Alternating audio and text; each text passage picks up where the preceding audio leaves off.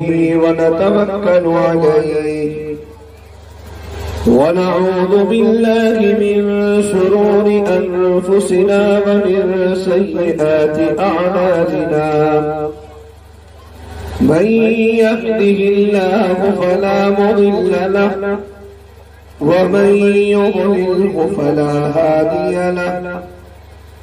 ونشهد أن لا إله إلا الله وحده لا شريك له ونشهد أن سيدنا ومولانا وحبيبنا وشفيعنا وسندنا محمد وعلى آله وصحبه وأزواجه وذرياته وبارك وسلم تسليما كثيرا كثيرا. أما بعد فقد قال الله عز وجل قال الله تبارك وتعالى في القرآن المجيد والفرقان الحميد أعوذ بالله من الشيطان الرجيم بسم الله الرحمن الرحيم إن الله لا يغفر أن يشرك به ويغفر ما دون ذلك لمن يشاء. وقال تعالى ومن يكفر بالإيمان فقد حبط عمله وهو في الآخرة من الخاسرين. وقال النبي صلى الله تعالى عليه وسلم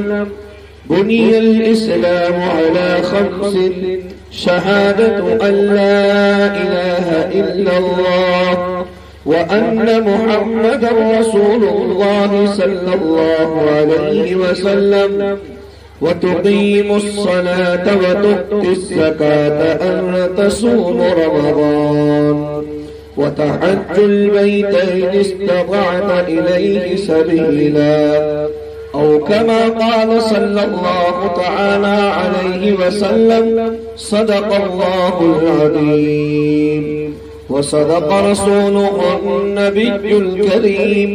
ونحن على ذلك من الشاهدين والشاكرين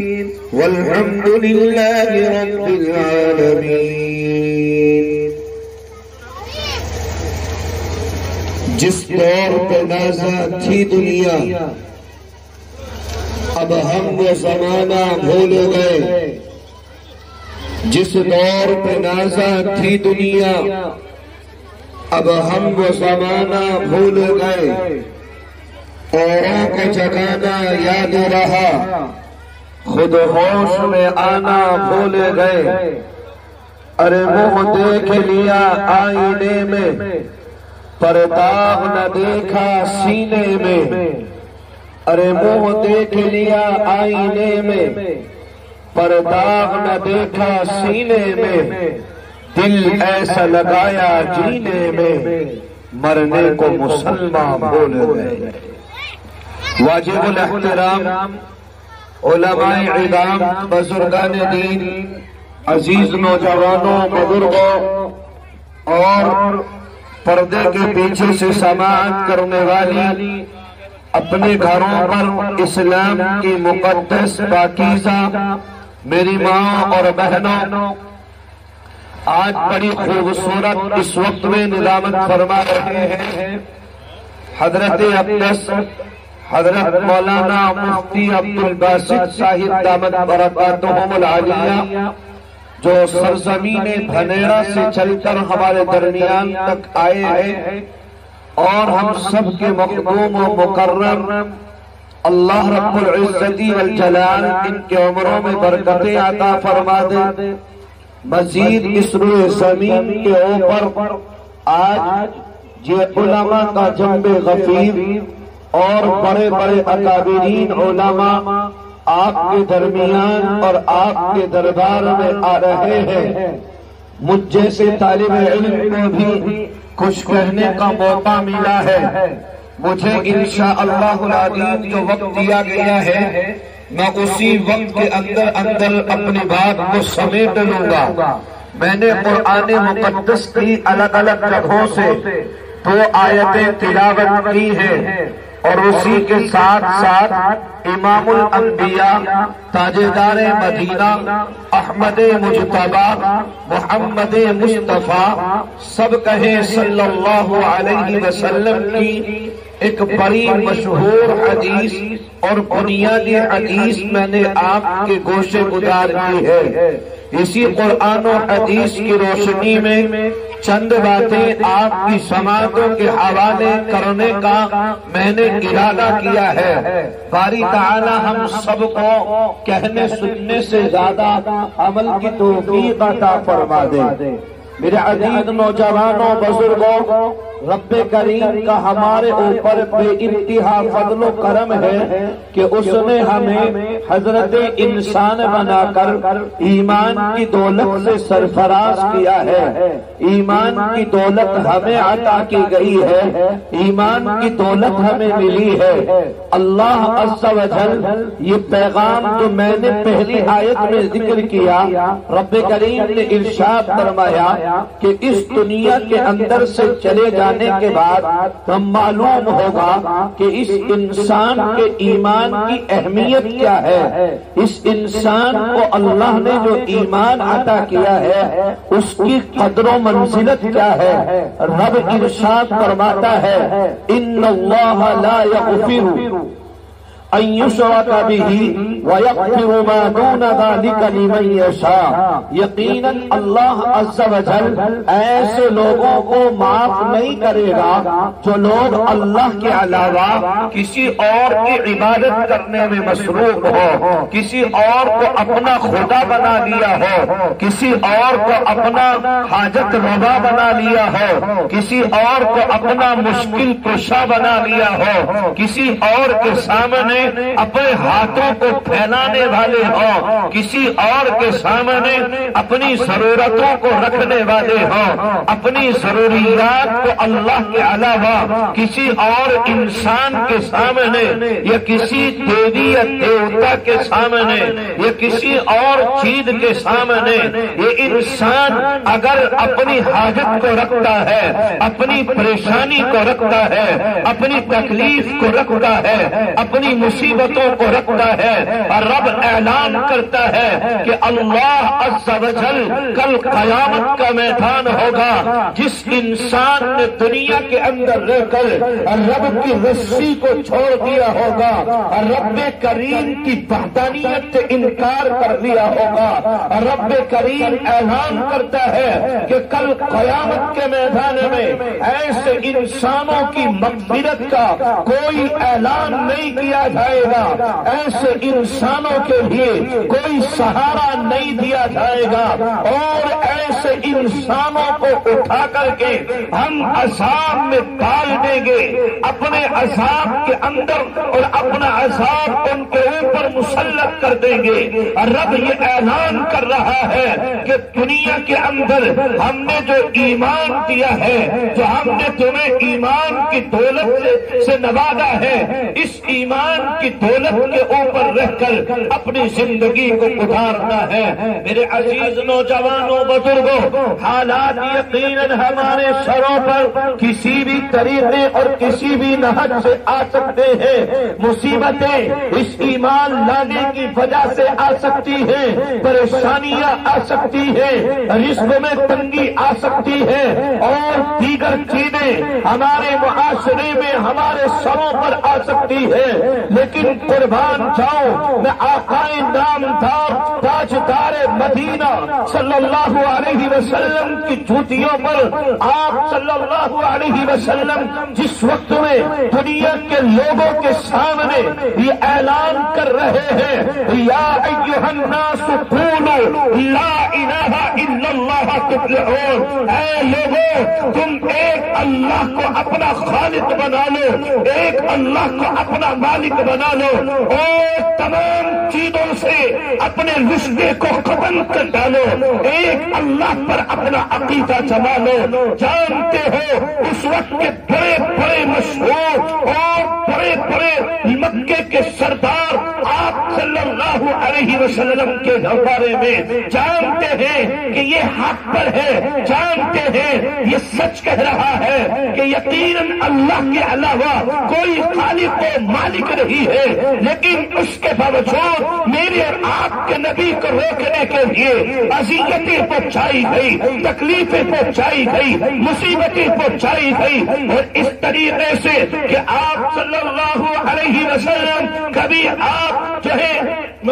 کبھی آپ دین کی دعوت اور دین کی تبلیغ کے لیے نکل رہے ہیں تو اوباش قسم کے لڑکے لگا کر آپ کے پیچھے پتھروں کی بارشیں کر دی گئی۔ کبھی آپ صلی اللہ علیہ وسلم نماز پڑھ رہے ہیں تو نماز کی حالت میں آپ کے اوپر اس طریقے کا مشن تیار کر دیا گیا کہ اے لوگوں، کون ہے تم میں ایسا انسان جو اس اونٹنی کو سبا کرے، اور اس اونٹنی کو سبا کر دینے کے بعد اس امت عربی کے اوپر اس اونٹنی کی اوچھڑی کو ڈالے، اس کی گندگی کو ڈالے، اس کی نجاست کو ڈالے، اس کے بیٹے کو ڈالے، اس کے گوبر کو ڈالے۔ آقا مدنی صلی اللہ علیہ وسلم نماز پڑھ رہے ہیں، نماز کی حالت میں ہیں، جیسے ہی آپ سجدے میں پہنچتے ہیں ادھر مکے کے بڑے بڑے سردار ابو جہل جیسے،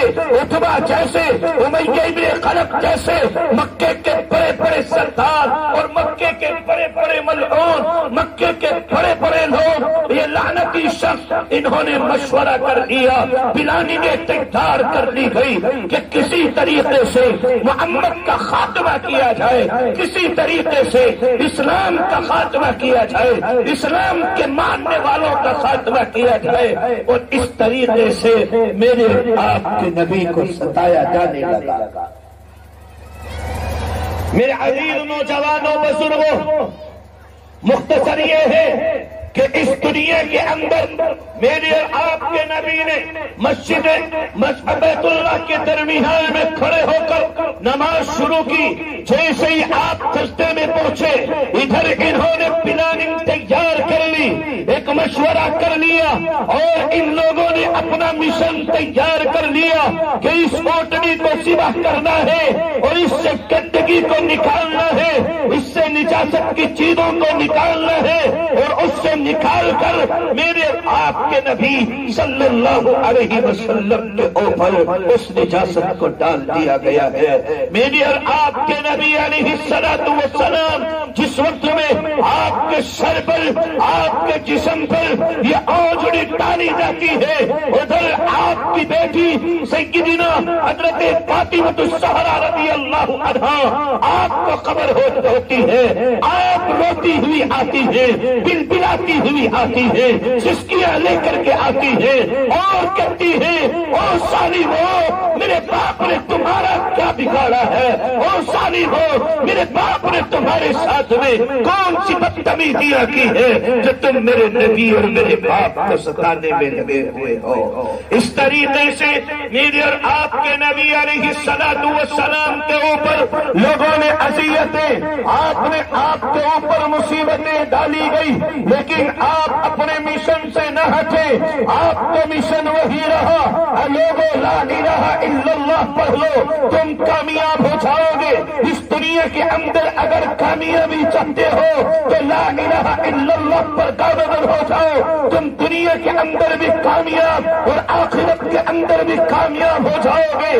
یہ مشن لے کر آقا مدنی آگے بڑھتے چلے گئے، آقا مدنی آگے چلتے گئے، اور اس طریقے کے جس وقت میں کفار و مشرکین نے دیکھ لیا اب اس مشن سے اس پوری دنیا کے اندر اور اس پورے عرب معاشرے کے اندر دین پھیل جائے گا، اسلام نہ نافذ ہو جائے گا، قرآن کے ماننے والے یہ سادہ ہو جائیں گے۔ اب نئی پلاننگ تیار کی گئی، میرے اور آپ کے نبی تاجدار مدینہ امام الانبیاء صلی اللہ علیہ وسلم کے دربار میں پہنچے اور جا کر کے کہنے لگے، او محمد تو تو ہمارے میں سے ہے، محمد ہماری بات سن تو صحیح۔ میرے اور آپ کے نبی نے کہا، بتائیے کیا پیغام لے کر کے آئے ہو؟ میرے اور آپ کے نبی سے شرطیں رکھی جاتی ہے، معاہدہ کرنے کی پلاننگیں کی جاتی ہے۔ ابو جہل بھی ہے، عتبہ بھی ہے، امیہ ابن خلف بھی ہے،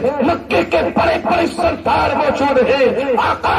آپ کی خدمت میں آ کر کے کہنے لگے ہیں کہ اے محمد تو تو ہمارے سے ہے، تو تو ہمارا بھائی انسان ہے، تو تو ہمارا اپنا ہے۔ ایک کام کر لے، اگر تجھے دنیا کے اندر تجھے اگر عزت چاہیے ہم سب مل کر تجھے عزتیں دیں گے، تجھے اگر مال چاہیے ہم تجھے مال دیں گے، تجھے شہرتیں چاہیے تجھے شہرتیں دیں گے، تجھے اگر دنیا کے اندر حکمرانی چاہیے ہم تجھے حکمرانی دیں گے، تجھے جو چاہے گا ہم تجھے دیں گے، لیکن تو اس دین کی تبلیغ کرنا بند کر دے، قرآن کا پیغام دینا بند کر دے۔ جانتے ہو میرے اور آپ کے نبی تاجدار مدینہ صلی اللہ علیہ وسلم نے یہ پیغام جاری فرمایا تھا اور یہ پیغام دیا گیا تھا، اے لوگوں تم میرے ایک ہاتھ میں چاند لا کر کے رکھو، ایک ہاتھ میں سورج لا کر کے رکھو، یہ دنیا جتنی ہے یہ ساری میرے ان دونوں کے ہاتھوں میں لا کر کے رکھو اور کہو کہ تم اللہ کے مشن سے پیچھے ہٹ جاؤ۔ تو ایسا نہیں ہو سکتا، میری جان جا سکتی ہے لیکن میں اپنے مشن سے پیچھے نہیں ہٹ سکتا۔ اور اسی پر بس نہیں کیا جائے گا، بلکہ آپ کی طرف اشارہ کروں گا ایک ایسے صحابی کا جس کو میں آپ اپنی زبان سے یقیناً یاد کرتے رہتے ہیں، جن کو ہم حضرت بلال حبشی رضی اللہ عنہ کے نام سے جانتے ہیں۔ ایمان کا نمبر آیا، ایمان کو بچانے کا مسئلہ آیا تو پکار اٹھے، او ظالموں تم میرے ساتھ کچھ بھی کر سکتے ہو لیکن میں اپنے ایمان کا سودا نہیں کر سکتا، میں اپنا ایمان نہیں بیچ سکتا، میں اپنا ایمان نہیں بدل سکتا۔ بلال حبشی کو اس مکے کی ریتیلی اور نوکیلی پتھریلی زمین پر لٹا دیا جاتا، بلال کو گھسیٹا جاتا، کہا جاتا بلال اب بھی کہہ دے ہم اللہ کو نہیں مانتے۔ بلال کے اوپر درے لگ رہے ہیں، بلال پر کوڑے برس رہے ہیں، بلال کی چاند پر اس طریقے کے زخم لگ چکے ہیں، لیکن بلال پر درا لگتا ہے، کوڑے کی بوچھار ہوتی ہے، بلال پر پہاڑ کی چھوٹی ٹکڑیوں کو اٹھا کر کے مارا جاتا ہے، بلال کو نیچے اور پتھریلی زمین پر گھسیٹا جاتا ہے۔ میرے نوجوانوں بلال کہتا ہے اللہ احد اللہ احد، ادھر بلال پر ٹوٹے لگ رہے ہیں، بلال کہہ رہا ہے اللہ اکیلا ہے، اس کا کوئی شریک نہیں ہے، اللہ کی ذات تنے تنہا ہے، وہ خالق کل ہے، وہ مالک الملک ہے، وہ عرش و سماوات کا بنانے والا ہے، اس کے سامنے میں اپنے ایمان کو نہیں دیکھ سکتا ہوں، میں دامن مصطفیٰ سے لپٹ چکا ہوں، میں اللہ کے نبی علیہ الصلوۃ والسلام کے اوپر ایمان لے کر کے آ چکا ہوں، اس لیے میں اب دامن مصطفیٰ کو نہیں چھوڑ سکتا۔ میرے عزیزوں نوجوانوں اس سے آگے بڑھ کر میری مائیں اور بہنیں بھی شاید اس پروگرام کو سماعت کر رہی ہیں، ان تک بھی ایک پیغام پہنچا دینا چاہتا ہوں۔ آج تم یہ سمجھتی ہو کہ ہم نے ایمان کے لیے کوئی پیغام نہ دیا، ہم نے اسلام کے لیے کوئی قربانی نہ دی، تو اپنے شہروں تک اس بات کو پہنچا دو کہ جس طریقے سے مرد احباب نے دین اسلام کے لیے قربانیاں دی ہیں، آپ کی بھی قربانیاں دین اسلام کے لیے ہے۔ وہ حضرت سمیہ رضی اللہ عنہا ہے، جب آپ کو لٹایا جاتا، آپ کو کہا جاتا محمد کا دامن چھوڑ دے، تو کہتی نہ نہ، میں محمد کا دامن نہیں چھوڑ سکتی، میں اللہ رب العزت والجلال کے اوپر ایمان رکھنا بند نہیں کر سکتی۔ جب کہا جاتا تھا او سمیہ یا تو ایمان کا سودا کر لے ورنہ تجھے مار دیا جائے گا، سمیہ کہتی ہے حالانکہ ایک لیڈیز ہے، حالانکہ ایک عورت ہے، لیکن کیا پیغام آج مجھے آپ کو دیا جاتا ہے۔ سمیہ کہتی ہے میری جان کے ٹکڑے کر سکتے ہو لیکن میں اپنے ایمان کا سودا نہیں کر سکتی ہوں۔ میرے عزیز نوجوانوں بزرگوں، اور اس پر بس نہیں ہوا کہ کہہ دیا گیا کام بن گیا۔ حضرت سمیہ رضی اللہ عنہا کو کے لیے اس طریقے سے ظالموں نے ظلم کیا کہ آپ کے لیے 2 اونٹ یا گھوڑوں کو لایا گیا اور ان کو لا کر ایک کو دائیں طرف کھڑا کیا گیا، ایک کو بائیں طرف کھڑا کیا گیا،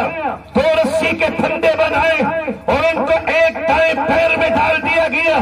ایک کو بائیں پیر میں ڈال دیا گیا اور ایک کو دائیں طرف کھڑے ہوئے جانور میں باندھ دیا گیا، ایک کو بائیں طرف کھڑے ہوئے